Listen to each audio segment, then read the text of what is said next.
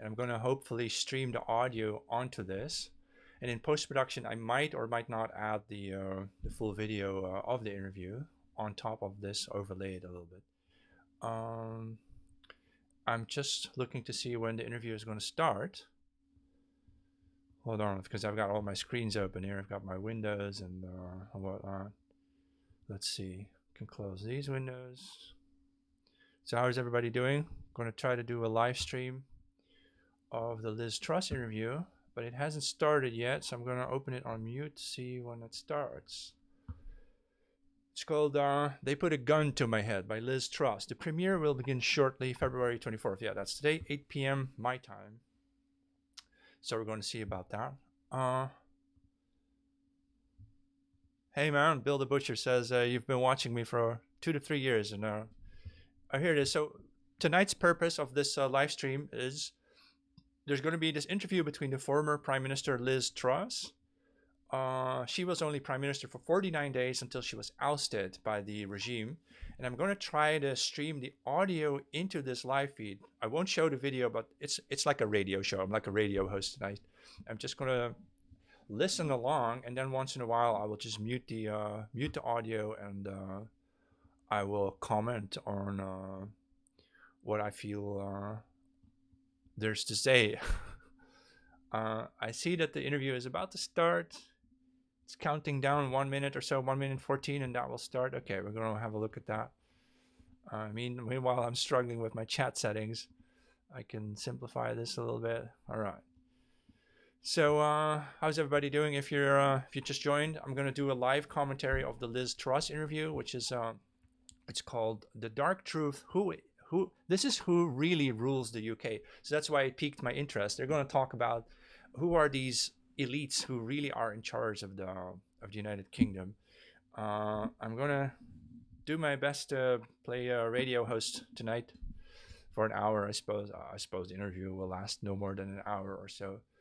30 seconds. And you can hear the audio if I'm right. Yeah. I might have to tweak the audio settings a little bit, but we'll see how loud it gets, and I may need to adjust the audio a little bit. Did you see what Robert Sapir said about people still teaching DEI in the USA? No, I didn't see it, but do you trust Robert Sapir? A lot of it, what he says is very interesting. Yeah, some things are a bit too crazy, I think, but universal credit, yeah. Yeah, we're going to get universal credit, yeah. You're basically going to be a slave, and they'll feed you your oh, here we go. Gazan immigrants are now allowed to go. So we're listening to Liz Truss's interview. Politician made that decision. Everything that made Britain great is being destroyed by an establishment. You can't see the video, but I suppose I can mute the sound. From time to time I will mute it, and I will comment on it. So it's going to be like a radio show. He was not deported because of his right to family life. That I am resigning as leader of the Conservative Party. What can people do to try and change? So I'm watching the Liz Truss interview here. It's on whose channel is it? Andrew Gold Heretics, and it's called, the interview is called "The Dark Truth." This is who really rules the UK. With an interview with Prime Minister Liz Truss. It's just aired. It's airing right now live. Basically, they did a premiere on YouTube, streaming it live, and that gives me the opportunity to give you the live commentary of what I have to say about it, right? So I just need to set up my my screens properly so I can see what everybody's doing. All right. I felt like we were scapegoated. All right, I can do it like this, I suppose. Yeah. And I can. I had no idea. I gotta reach for the mute button. Wait. All right. The interview is still in its introduction phase. They're just introducing Liz Truss, and then I will unmute the sound a little bit. Bad. It felt bad. All right. The last 2 months, you guys have really listened when I've asked you to subscribe. Thank you. So I'm watching the so interview much. live. Now, the next step is to ask you on YouTube to hit the reminder notification on my homepage. Without that, you'll miss out on my videos, and we wouldn't want that. Make sure as well that notifications are set as on YouTube, or it won't work. If you're watching on Spotify, please hit follow. Liz Truss, welcome to the show. Great to be on. When you became Prime Minister, you had a lot of ideas you wanted to implement. What were some of the main ones that you wanted to get in there? So the main thing that I wanted to do is that Britain had been through a very long period of stagnation. Our economy wasn't getting any better. We'd had huge levels of immigration, so income per head was going down in our country. And I wanted to turn that around by reducing taxes, or at least not raising taxes, getting on with things like fracking. Is the audio too low? I might increase the audio sound a little bit. Massively damaging industry. Something like this? And, I increase it a little bit. That was the absolute key to getting our country back on the right track, because what had been happening is that services were getting squeezed and squeezed and squeezed. The defence budget was getting squeezed and squeezed and squeezed because Britain just wasn't earning its way in the world. So that was my number one priority. And you came up against just impossibility. It was just barriers and things. Well, the thing I came up against was a very powerful economic establishment who had essentially been the architects of the policy for the last 30 years and basically believed that if you keep putting taxes up, it will keep generating more revenue. They don't believe in the Laffer curve. The Laffer curve is the idea that if you put taxes up too much, people will just stop doing things. They'll start moving out of the country. They'll locate their business elsewhere. So they didn't believe in the Laffer curve. And what had also happened is huge amounts of money had been printed, particularly after the financial crisis, but also after COVID, which had created an inflationary cycle. So I was faced with a group of people who did not share my fundamental economic beliefs, which is a belief in free market. So that's very interesting. So I'm going to do a live commentary on the Liz Truss interview, which is being streamed live right now. So I'm pushing the audio through. Those are very interesting introductory comments. She basically says that the ruling elites in the UK believe that taxation is good. If you tax more, they think you'll have more income, and then you can spend that tax on growing the economy further to make more tax income. So basically, nation states today are economic scams meant to drain the public, right? So if you don't know who Liz Truss is, by the way, she's the former prime minister. She served for 49 days in the UK as a prime minister, and then they just fired her and they brought Rishi Sunak in. Rishi Sunak, who was unelected, an unelected bureaucrat, just appointed leader of Britain. That means there is a very powerful conspiracy truly in charge of the UK, and it's not the democracy. So let's listen to more of what she has to say. Civil servants. So over time, we've gone from a situation where the Parliament was sovereign, the Prime Minister had freedom of action. Of course, a Prime Minister could be removed by their MPs, but they had freedom of action, to a situation now where politicians are operating in a very tight space. And that also includes with respect to the law. So decisions now are judicially reviewed on a regular basis. So, the recent case where Gazan immigrants are now allowed to go through the UK, through the Ukrainian scheme to the UK, that has been allowed by the judiciary. Not a single politician made that decision. So decisions that used to be the purview of elected politics. Wow, that's incredibly shocking to hear. She explains that immigrants from Gaza, the Palestinians that Israel wants to drive out in order to create greater Israel, they need to remove the Jordanians and the Palestinians and the Arabs and so on, and the Egyptians too, and the Syrians, right? And there is no democratic decision saying that that's what we want. The people living in Western European countries don't get to decide that they don't want these immigrants. It is shoved down their throats, not even through the democracy, but circumventing the democracy using simply the judiciary, meaning the judges simply decide that you have to accept these immigrants. Then we're not living in a democracy anymore. We're living in a totalitarian state. Is it? Probably. Yeah. Probably. Unless there's such a dire crisis that even Labour MPs decide to vote the government out. But I don't think that's very likely. I think they've got enough buffer. There's over 400 of them. They've got enough buffer. But not only do we need a new set of MPs voted in, those MPs have to be prepared to reverse what is 40 or 50 years of law. That's how serious the situation is. They essentially have to reverse most of the major laws passed for the last 40 or 50 years. So what are some of I suppose there's a word for this where the judges rule the society. I wouldn't know what to call it, but a magistocracy, like the magistrates, they rule your country. It's not a democracy anymore. It's a magistocracy, and they're all leftists because they think they know best. They know that we need immigrants, and therefore we don't need to listen to the democracy anymore. This falls in line basically with what I've always said, is that we are already living in the post-democratic age. You know, you don't have a democracy anymore. The elections are just shams, and then elites just do what they want anyway through the court system, right?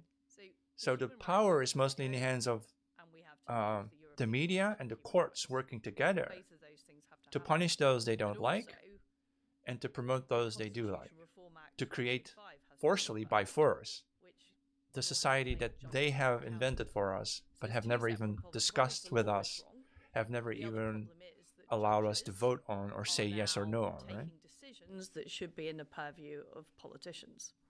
And this was Tony Blair. Back in 2005, he created the Supreme Court, which had never existed in Britain before. He also took the power away from the Lord Chancellor to appoint judges.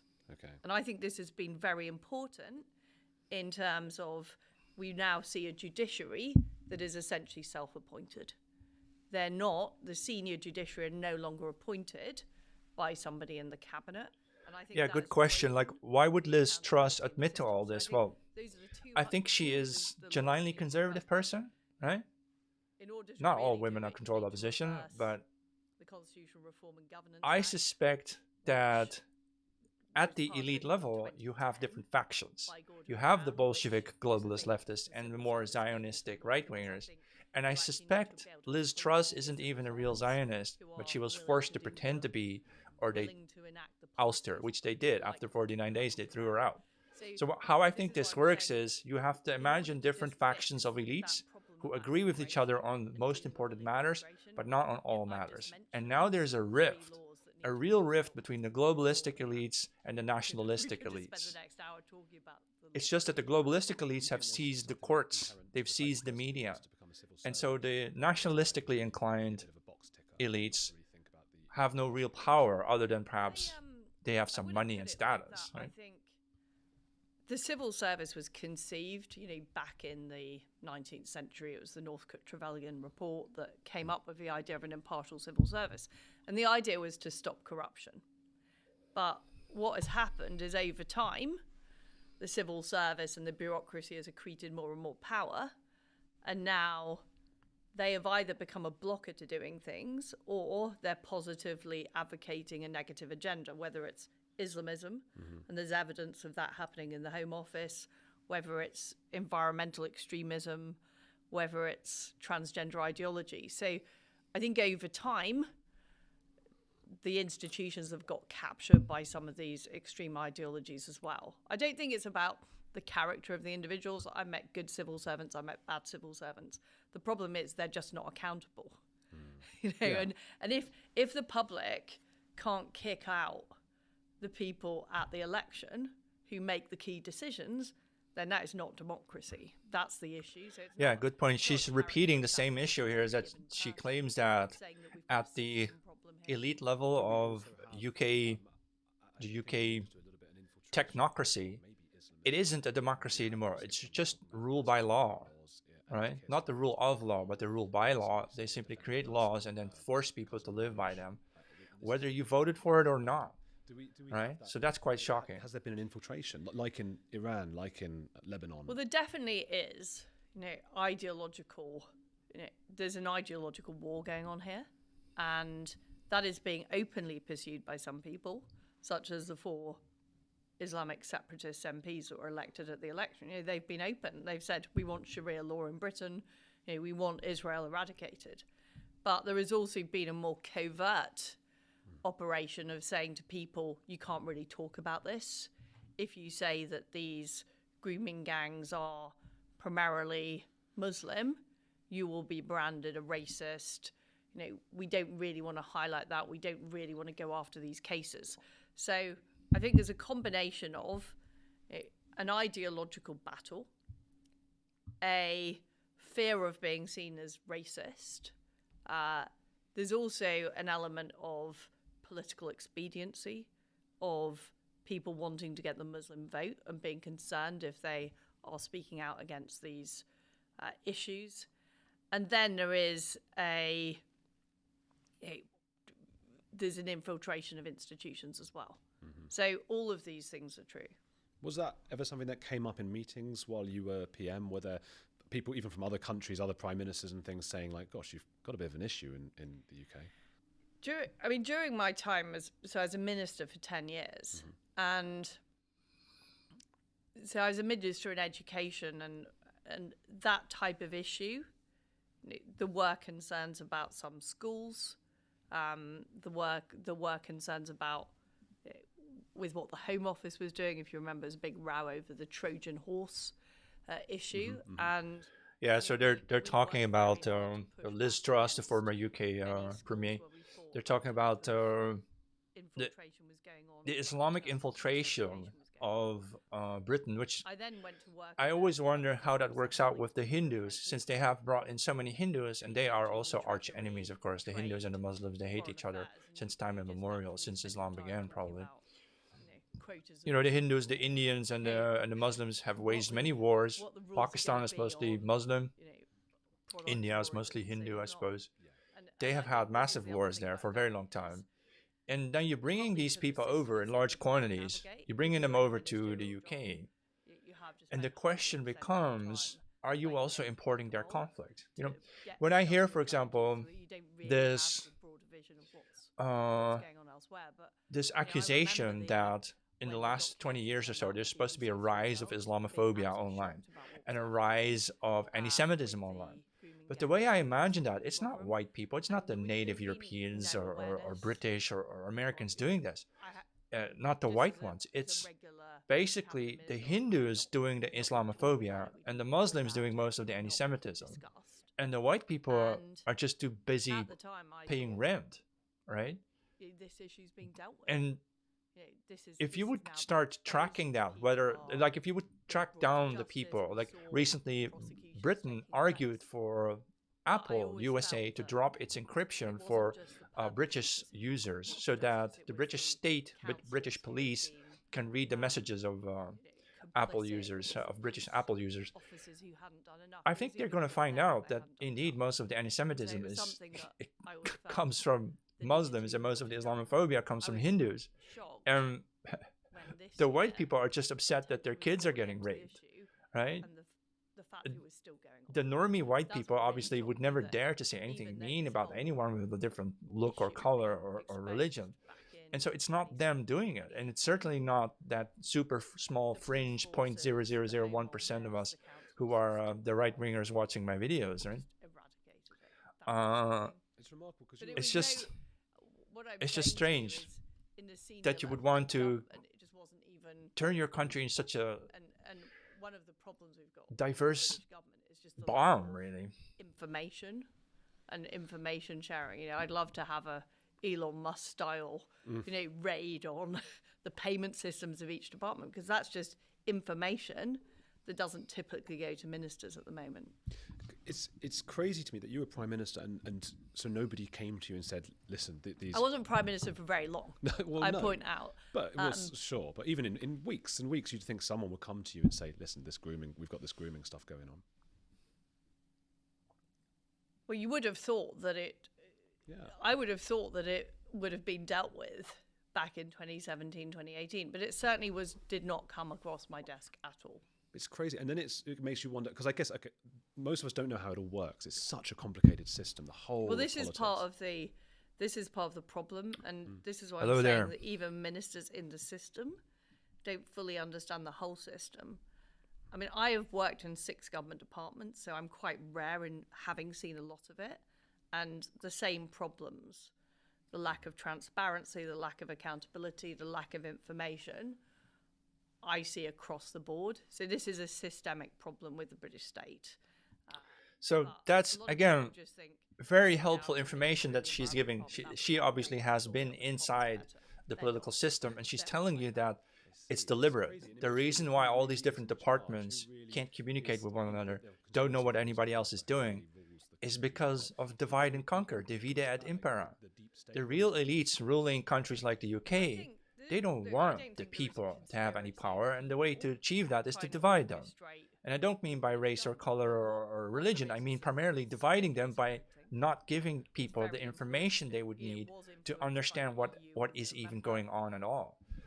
And so it's always guesswork. That's what I often do. I try to imagine, okay, what might they be doing? What would be the interests of these ruling elites in Europe?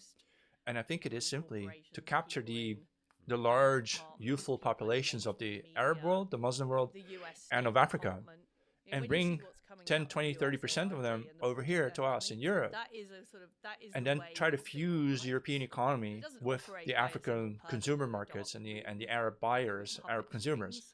And that way they get to stay rich, but we become minorities in our own countries, and we would eventually just completely disappear, right? An elite group of technocrats. So that's why I listen to interviews like this. These insiders get to tell you a lot about what's really going on. That helps me make more sense about what is going on, so that we can then prepare for our own revivalistic, reactionary movement. Right? They're actually men. But that kind of spreading of bad ideas has been enabled by the British state because it's so opaque and it's so unaccountable that it's very hard to actually get to the bottom of what is going on. And I was Minister for Women and Equalities, and even getting to the bottom of who was behind putting things forward there was really hard. And you can spend a lot of time as a minister trying to investigate just your own area of operation. So what is going on in the Home Office or what is going on in the South Yorkshire Police Force is a million miles away. That's really interesting and scary. Wow. I'm pleased you say that about the puppet masters, because that's my belief as well. And a lot of, probably a certain percentage of my viewers probably do go for the... I get the impression that this is a genuine interview. This is not propagandistic at all. It doesn't feel like this is propaganda. It feels like an actual conservative insider, a woman, Liz Truss, giving her experience of why she could not, protect her nation, because the globalistic elites basically control the media and the courts and the judges. They're all leftists, and so you can't pass new legislation. It won't be, the judges wouldn't judge accordingly, right? They would just block everything. That's what's happening in the USA with Donald Trump. Donald Trump wants to do all sorts of things with this country, and you see that at the judicial level, the judges, the magistrates, they're not going to go along with it. They are actually pushing back against Trump, right? And so you see that the political democracy is almost completely canceled out by unwilling leftist judges who do not want to go along with the people's desires. Can't really get more productive. It doesn't really matter if tax rates are high. It's not going to affect what people do. And the only way that we can shore up the economy is by importing more people. Now, what's been shown is not only does that make everybody in Britain worse off, because the GDP per capita is going down, even if the overall GDP is going up, the amount per head is going down. But even the GDP is not being boosted by immigration overall. Wow, that's exactly what I always say. Don't work, or who are I'll just recap what she said. It needs to be repeated. You can bring migrants to your economy claiming that that's what's going to grow the overall global GDP, even though, of course, it comes at the expense of everybody already living there. And it's really only the elites accruing all the wealth, harnessing the economic wealth for their own, towards their own interests. And then even then, the GDP isn't really growing. It's actually going down overall nowadays. And I think, how long would it take for these ruling elites, these globalistic elites, to figure this out, that they're destroying their nation? Well, I wonder what next they're going to do. Well, they're going to bankrupt the middle class. They're going to take your savings. with inflation, of course, they're going to, thanks to inflation, the savings you thought you had is diminishing in buying power, right? It diminishes in value, right? Forces you to spend more on shit you don't need, right? They're gonna sacrifice the middle classes. I guarantee you, the ruling elites of Europe, if immigration didn't work to make them richer or more powerful, they're gonna regard you middle class people as the cash cows. If you got $100,000 in savings or 50,000 or 20,000, that's what they're coming to get. They're going to take that from you one way or another, either by taxing you more or by inflating the money supply to make your money worthless. I think it has been right. That's how it works. I just don't know how on earth do we finally get the normies to get angry about all of this. The opposite. We've had 30 years of stagnation, which is the thing that I was trying to solve. But it's also driven by this globalist philosophy of we should care equally about any human being, regardless of whether they're from Afghanistan, Somalia, or Britain. Now, I believe it's the British government's job to look after British people, not to worry about everybody in the world. But if you look at Keir Starmer and his sort of human rights lawyer approach to the world, he and his friend Herma spent all their time working for organisations outside the UK because that is their belief. They don't believe that their main job is looking after British people. They believe their job is... Right, so for those of you joining and watching, I'm doing a sort of radio commentary on this live interview that just aired on YouTube. So I'm streaming the audio of that interview onto this live stream so that I can comment on it. It's basically Liz Truss, the former UK Premier. She served only 49 days when they fired her. And then they appointed that brown guy, Rishi Sunak, from India, or Pakistan, or whatever. And he was unelected, so they just gave Britain an unelected premier. And the topic is really about who is really in charge, who are really the elites ruling countries like the UK, and it's definitely not the politicians, the MPs, and so on, as they call them, senators. None of that matters. It's globalist elites. They divide the political system so that no one really knows what's going on. They misinform the people through the media, and they control the judges, and it is through the courts that the elites really force society to be a certain way. This gives me an idea. We need to start educating or start infiltrating the whole judicial system and get our right-wing people, as lawyers and judges, into the court system, into the judicial system. That's where the real power is, apparently. It's not the democracy, it's not the parliament, it's not your Congress. The power is with the judges, and not necessarily the high courts, but any lower level court is where anybody is basically on George Soros's payroll, doing George Soros's bidding, doing the globalist bidding, because they're all leftists, of course. That's where the power is. The real power to change the society would be not by suing people, not by suing our opponents, but by making sure that the judges are on our side. And the only way to do that is to replace them with our own people. And that could take 20 years. But I think that's the only way to do it. David Cameron got elected as leader of the Conservative Party. Lots of Conservatives were talking about the heir to Blair. Cameron did a trip to the Arctic to show he cared about climate change. He hugged a hoodie. He did all this stuff, and it was, it was all about, they wanted to be like Blair. They thought that Blair had moved the political landscape, and all of those people, the Danny Finkelsteins, the Michael Goves, the George Osborne. I'm really starting to like this person, Liz Truss. I didn't know she was so to the point, just very truthful about how the system really works. So we find out it's the judiciary.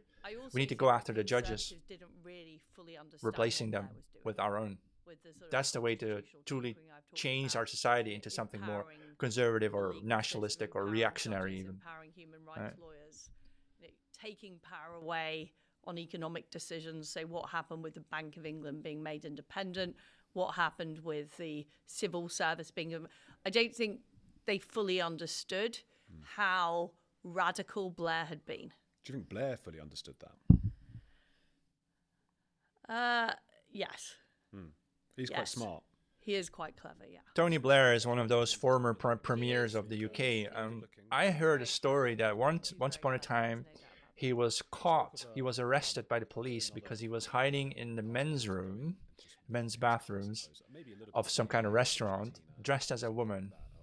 It tells you a lot about these ruling elites. It's just like Macron, who is married to that Brigitte Macron, who is actually a dude. What I have learned You know, talking to they're literally pedophiles and transgenders who rule our nations, but they have the power because they control the media and they control the courts. Canadians or Australians or Americans, they will say, yeah, we've got a problem with our bureaucracy, we've got a problem with our deep state, but it's nothing like as bad as your problem is.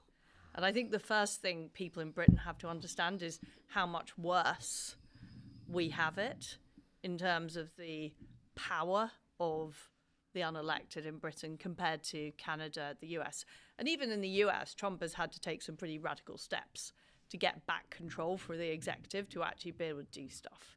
And he's facing legal suits, he's facing onslaught of the Democrats, he's facing all this stuff because things in America were bad. But my message here is things here are worse. So Millet went around with a chainsaw. That was his, a bit like Trump, just like go in like that. We've got Farage, but a lot of people are being a little bit critical of Farage at the moment because he seems to almost be retreating a little bit. Do you know what I mean? He's sort of being a bit wary of being associated with Tommy Robinson or anyone like that, and he seems to be a bit cautious about what he's saying. What are your thoughts on that? I mean, my thoughts are the election's going to be probably in 2029. You know, there could be an early collapse. I think we're headed for a financial crisis. You know, there could be some kind of, but even after 1976, you know, Callaghan managed to carry on until 79 before there was an election. So I think there is time, and it's not. Yeah, as they're pausing to find words, I want to comment on this.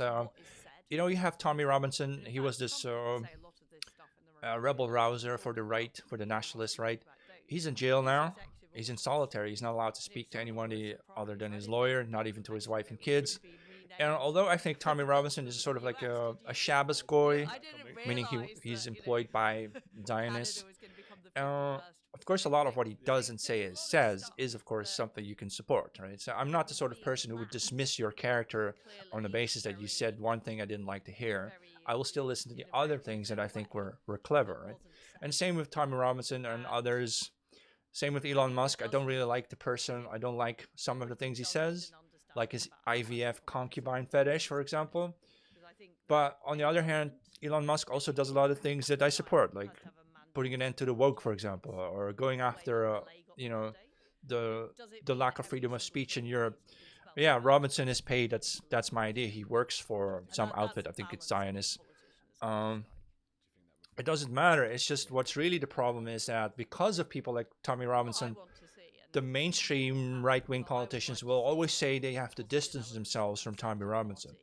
And that way you also trap the conservatives in a certain straitjacket where they can't truly pursue what they should be pursuing because it might associate them with bad people like Tommy Robinson, right? That's how it works to a large degree. So that's something we on the right also have to learn. We have to put our own fake extreme leftists out there and then say to the socialist politicians, hey, you're associating yourself with those cruel heart communists, right? You want to have new gulags. We need to start playing their game, basically, but play it 100 times as aggressively, right? If you're new here, I'm watching the Liz Truss interview. Liz Truss was the former UK Premier. It's being aired live on YouTube. It premiered now, so I thought I would do like a sort of a radio show commentary on it. So let's listen a little bit more. You've just heard talk of it. You've heard talk of this heard talk of this terrible podcast. I've inadvertently just given them now 20, because we've gone on a 20-second advert. That would have cost thousands for them to advertise on here. And they've got it now. I love them. And, we'll all see them later. We're going to be at an event. We are. Kemi, sorry. I think, was a little bit I accidentally muted the sound. on that. And people want to see her go in strong.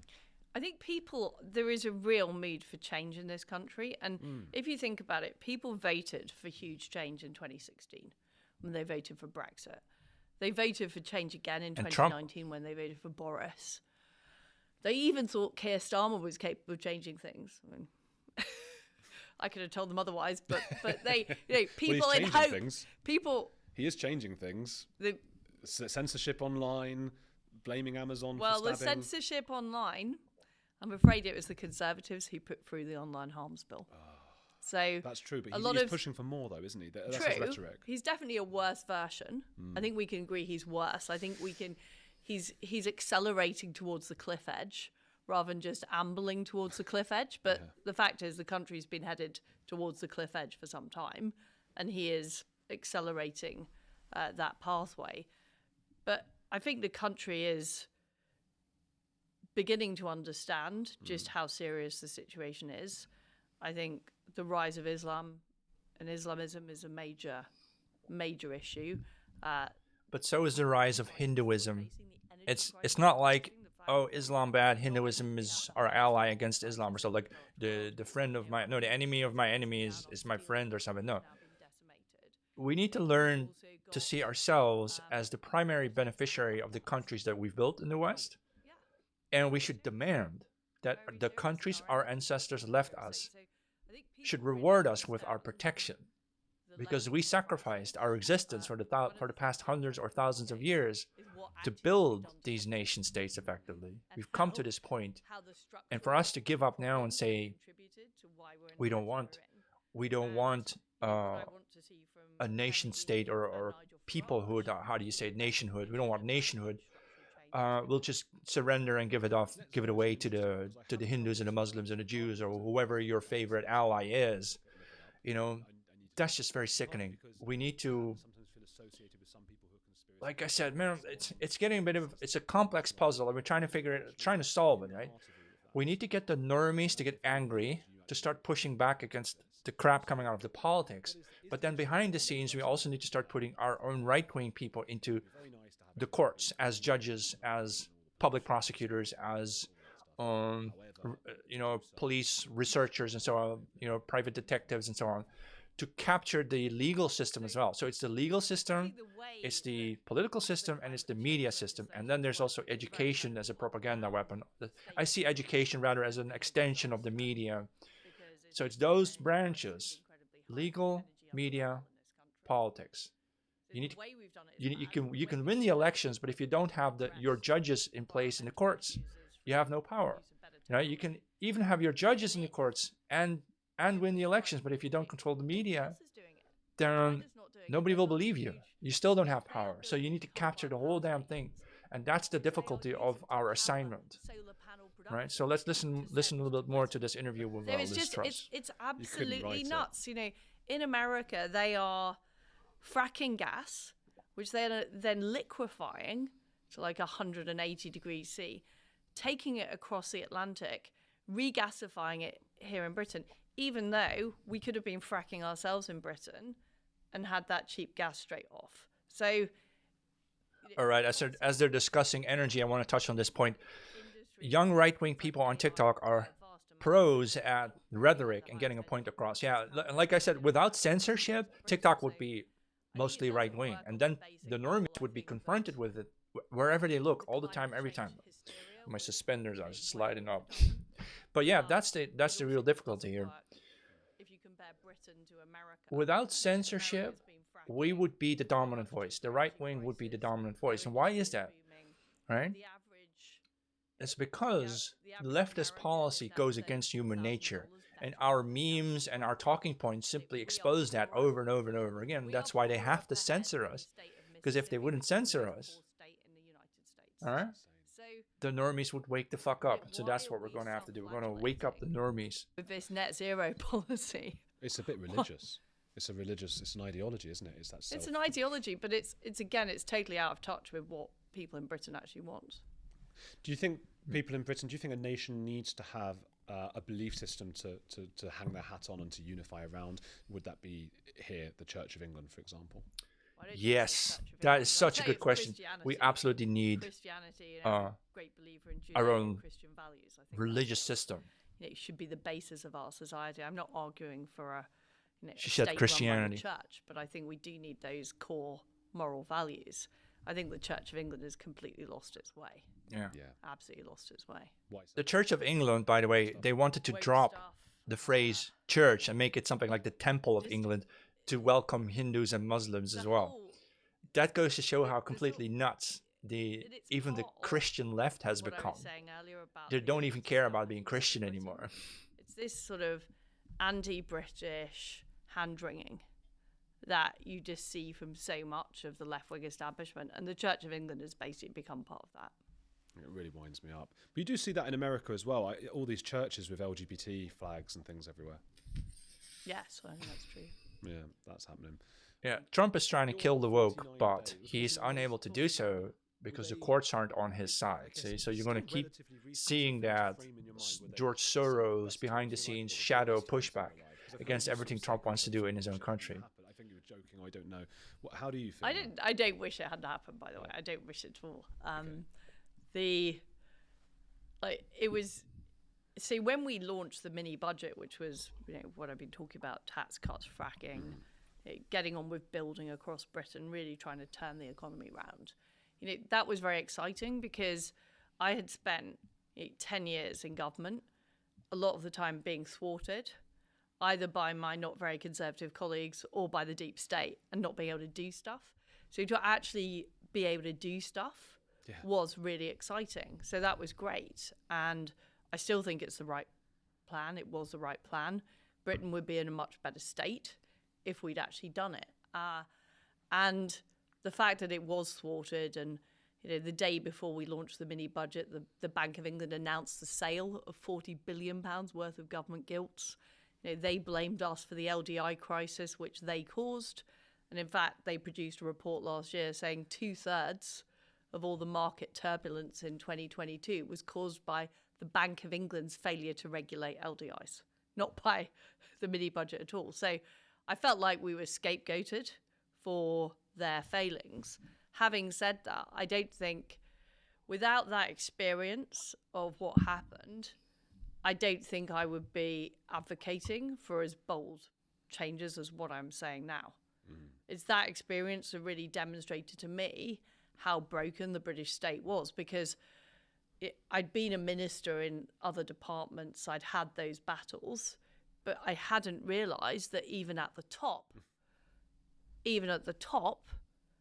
you can't actually pull the levers. And that to me... Yes, that's it, isn't it? That is the crucial point in here. You can become prime minister of any country in the Western world, and you will have no power to change anything, because it's not where the power is. It's not in the parliament. It's not in the democracy. The power is with the media and with the court system. You have to have the judges on your side, and then you can basically force the society to obey your rules. That's how it really is. So you discovered that your co-workers are more right-wing than you expected, but only in private, yeah. I've noticed that too, that normies, when I used to have flatmates long ago as a student, they would always publicly be very leftist, even on their exams when they had to write an essay, they would write perfectly acceptable left-leaning essays. But then privately in a taxi home, they would tell you something like, they really don't like all those Muslims in their streets, right? They just will never say it publicly, but they will say it privately. That's a peculiar phenomenon. It's almost as if normies, are actually nationalistic, but they just don't care to do anything or say anything about anything if it doesn't immediately harm them personally. But all those little things that you don't care about personally, when they add up, they stack up against you. All of a sudden, you will wake up in a country where you have become the minority, and the majority hates you and wants to disown you and wants you gone. Right? And that is why the right-wingers are like the canary in the coal mine. We're already choking. That's why we're speaking a lot on TikTok. We're already feeling the choke coming. But the normies haven't felt it yet, and that's why they stay passive. Positive. Yeah. I know, I get that, and I'm happy we have people like you, and I need to stop being so negative. But when you realised you were going to be prime minister, that must have been the proudest moment of your life, maybe? Exhilarating. Was it proudest moment? Yeah, although it was, the thing about it is it happened so quickly and it was so surreal. I didn't have that much time to sort of think about it. I do live in the moment, so I was enjoying it. Yes. There's also that thing that it's an old Marx Brothers, I think it was, or probably it's actually Mark Twain or one of those, when they say, I would never belong to a club that would have me as a Groucho member. Marx. Groucho Marx. I'd never belong to a club that had me as a member. And I can imagine the feeling of sort of, wow, wouldn't it be amazing to be Prime Minister? And as soon as they make me that, I'd be like, well, it can't be that good anyway. Was there like a tiny bit of that? Like, well, whatever, now I'm Prime Minister. No. The beginning of your book is just like, whoa. Like at the start, the first few pages, because I mean, I'll let you, because it's about the Queen. I'll let you explain that it's the first couple of days. Yeah, we're some 45 minutes into the interview. I think there's 15 minutes left. So far, I was going to watch it anyway. That's why I'm doing the live stream. So if I'm going to waste my time watching this, why not just comment on it right away, right? This is an interesting format. I might do it some more times. I will occasionally maybe do a sort of a radio interview kind of thing like this. I'm going to learn how to do it better. Maybe I should have put the video on screen as well, but I'm afraid of getting strikes for that. I remember TikTok censorship in the past. If I would stream YouTube videos on my stream like this, I would get taken down. I'd lose my live access because of that. So that's why I didn't do that. But streaming the audio apparently is fine. By the way, totally off topic, TikTok is having trouble retaining content creators. So they have new comment filter tools to protect me. Basically, it filters out comments that might me feel bad, might make me feel bad, or comments that aren't nice for the content creators.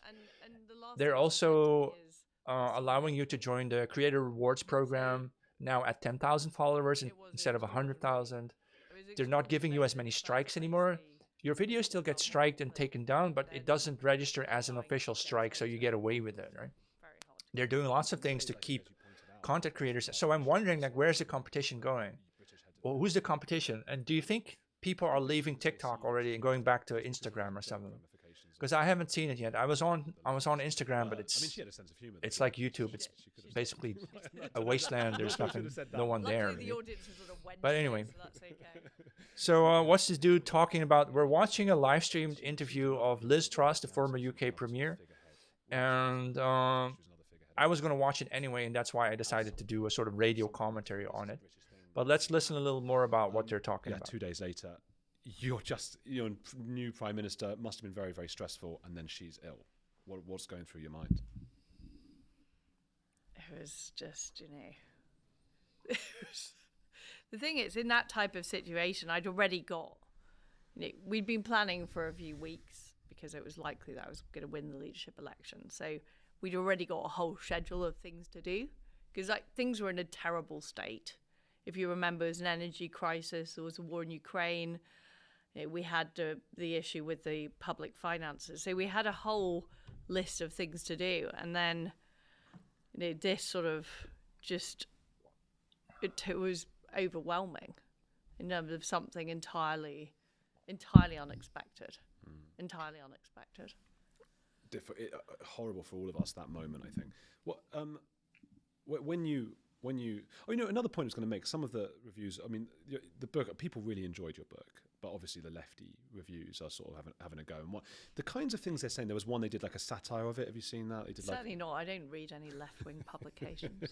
They did. Well, you must search your own book, though, or your own name. No, that's really good advice. Don't even read the leftist publications because it's just pure propaganda. Even if you think you're not being touched by the propaganda, it may be that the things that anger you when you read a left-wing newspaper, something angers you, but in your anger you mistakenly accept that thing is true, and it might not even have been true. It may simply have been something they wish were true, and it angered you anyway. And then because of the emotion you feel with it, it registers in your subconscious as that really happened. Right? So watch out. I also try to avoid reading leftist stuff anymore because I used to read, of course, I've read Karl Marx and I've read about the Communist Manifesto. And I used to really study the left, like their critique of Darwinism or so on, whatever, right?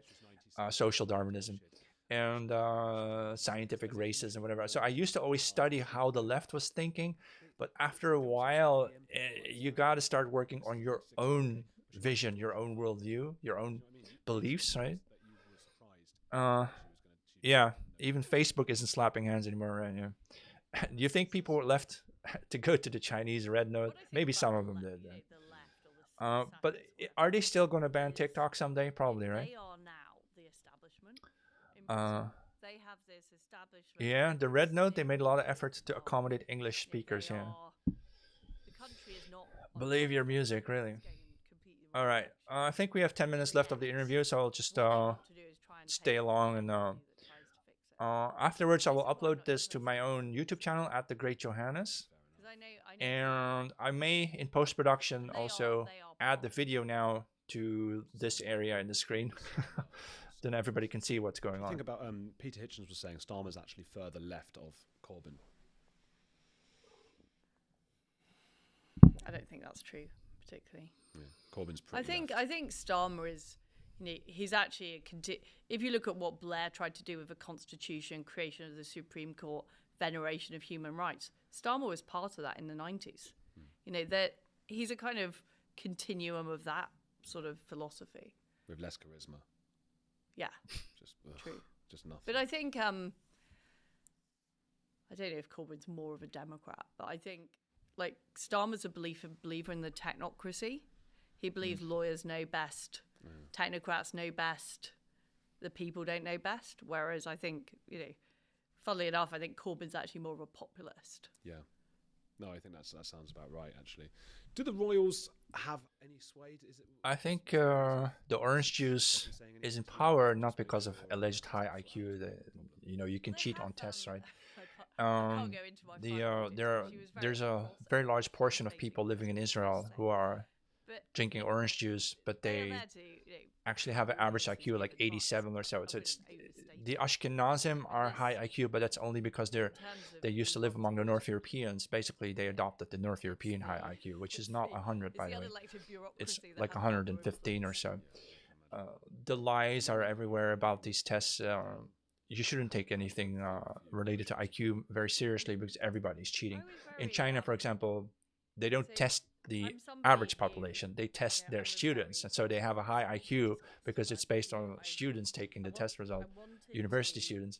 It's not based on the farmers in the fields, right? So I think what's going on is they simply perceive themselves as a separate species, and therefore they have no morality and no scrupules dealing with us. They see us literally as cattle.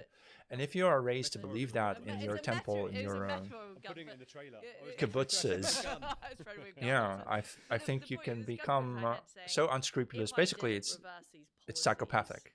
The way they see us is the way a psychopath would treat other human beings. That's why we are still good. We have like values like honesty, loyalty, trust, and we extend those to foreigners, to the Hindus, the Indians, the Jews, the Africans. We extend it to everyone because we believe everyone's equal, but they don't believe that. I'd run to be prime minister because I wanted to change things. I didn't want to be there as some kind of patsy of the bureaucracy, just spouting out what they told me to say. So by that point, I already felt, I was in a very difficult position. And that's why I had to go. How does that feel? Bad. It felt bad. If you want more information on the orange juice lovers, there's a book by Israel Shahak. You'd have to Google his best-selling book. I'll type it in if I can manage to type it in. Israel Shahak. He's like a sort of an insider who disclosed a lot of their secrets. There's one of his books that is a bestseller. Is about the true nature of these orange juice drinkers. I'd risen up through the ministerial ranks. I'd done the trade deals. So I believe that. When you say Dutch people colonized Indonesia, to me the word colonize is a positive word. It means that we helped you advance. We helped you with education and with medicine and with science, right? And we basically lifted you up from the swamps. So that's why you can live in cities with sewers and infrastructure. Right? So it doesn't sound like a bad word to me. And no, that's not an excuse for you to destroy the Netherlands. Was your husband a great strength in that moment for you? He was, yeah. And he said that this is back when when I ran for the leadership, he said, you do realise this is just going to be massively difficult and a massive load of trouble. So he sort of predicted it. Now I'm on the optimistic side. Optimistic. He's a bit more. Yeah, but he's more like if me. you're not optimistic, you never go for these things. By the way, if you ever feel like unsure of yourself, insecure or doubtful, it's because you're not thinking of what you're doing. You're thinking of what others might be thinking about what you think you're doing. Get it? You spend too much time thinking about, worrying about other people's opinions while you're supposed to actually hold on, I have to solve a puzzle. TikTok showed me a puzzle and I have to solve it before I can go on. Okay, whatever the hell that was. So when you're a government minister, when they give you the advice to live in the moment, that's what they mean. It's focus on what's in front of you, what you're doing, and then afterwards you can read the reviews, you can read the comments afterwards, but not while you're doing it. That is where the robot thing. So let's go back to the Liz Truss interview. I think we have 5 minutes left or so, and then I'll wrap it up. I think a lot of it is, and I think that there is a ludicrous amount of focus on politicians who don't necessarily have that much power. Like, why is the Bank of England not being properly scrutinised for printing vast amounts of money, creating a huge wave of inflation? They've only got one job, which is to control inflation, and they failed at it. Oh, actually, there are other jobs, financial stability, and they failed at that in 2022. There's no kind of worrying about, Andrew Bailey and is he wooden or whatever, or has he done a bad interview? So this is all part of a symptom of a system that doesn't work. And politicians get treated a bit as panto characters. The thing about it was Andrew Gwynn and the WhatsApp group, and isn't he awful? Throw him off stage, and that's the way it's treated. And I find that very depressing, not because I'm a fan of his, but because there's serious things wrong with our country. We're talking about the fact there are people trying to impose Sharia law in our country. We're poorer than Mississippi. We might have energy blackouts, and yet so much of the mainstream media. Is that true? Britain is poorer than Mississippi. The state of Mississippi. Wow. I wonder if that's true. Would be bizarre if it is. You see, you shouldn't go searching for yourself on the internet. I love the singer. Now we've found out what the problem is. I love the singer Andrew Gold. It was from the 80s. Did you know he had some pop songs? It was his same name as mine. I know that one, Gold by Spandau Ballet. The people sing that at me. Gold, always believe in yourself. Like all the time. So people say, and they sing Andrew Gold's songs as well. He's the guy with my name, but he died. I'm sorry to hear that. Yeah, well, his widow contacted me. He was like quite a big name, and he worked with the Beatles and people like that. And his widow got in touch, just saying like, hello, I see you have my my husband. Is it a widow as well? A man? Yeah, my widow's name. Nice to meet you. And I said, oh, hello.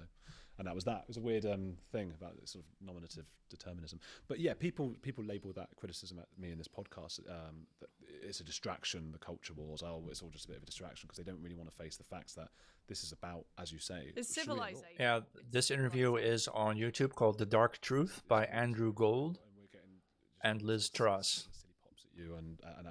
It was premiering right now, and I was going to watch it anyway, and that's why I decided to do sort of like a radio style live commentary as I watch it. So I might do this kind of format occasionally, once in a while. Can they follow you on Twitter and all those kinds of things?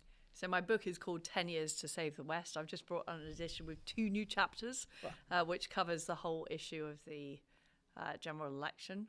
My Twitter is TrussLiz.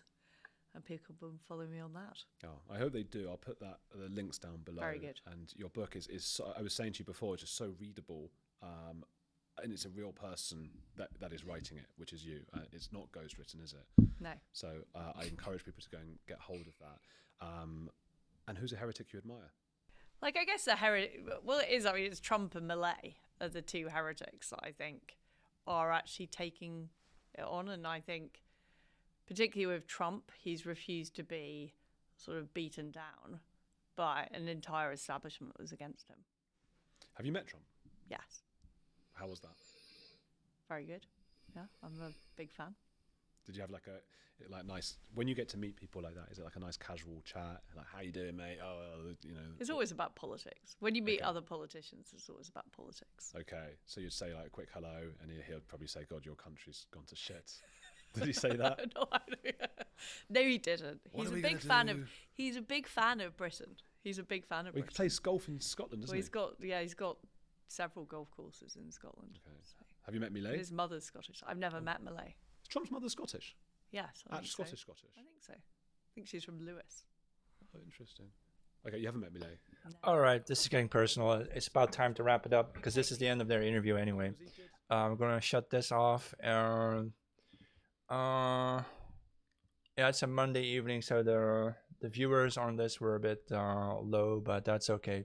I'm going to post this to my YouTube channel at The Great Johannes, and I will probably superimpose the interview we just heard and watched, put it up here, and that way everybody can watch along, and I'll send it up to... also, I have a newsletter at www.jmk.info. You can watch the newsletter there. I'll read the newsletter. It's basically for free, although you can also support me, which is always useful, so I can buy equipment like this.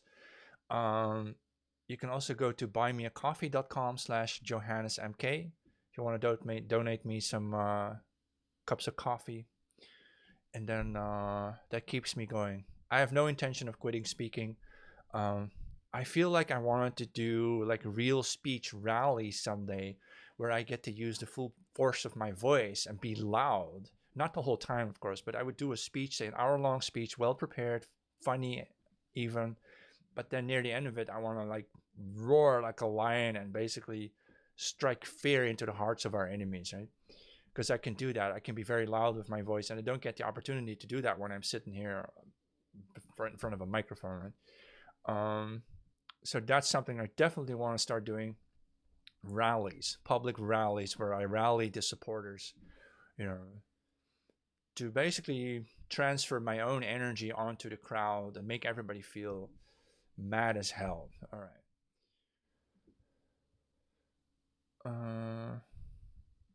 What do you mean, announce it on the internet or keep it private because of safety? Oh, you mean when I start doing rallies? Yeah, of course. When I start doing rallies, there will be announcements so anybody basically can join.